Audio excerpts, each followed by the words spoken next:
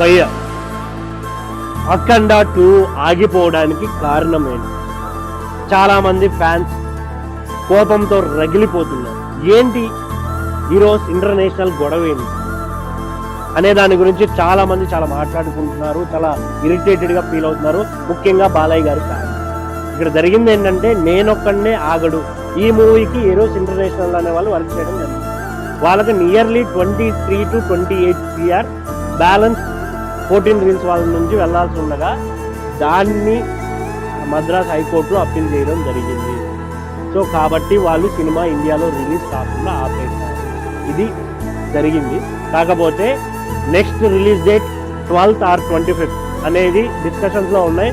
Definite గా ఈ month లోపే అఖండ 2 రిలీజ్ అవుతుంది, మనం అందరూ చూస్తాం. సో ప్రతి ఒక్క బాలకృష్ణ ఫ్యాన్స్ కి షేర్ చేయండి, ఎవ్వరూ డిసప్పాయింట్ అవ్వకండి. అఖండ 2 వస్తుంది.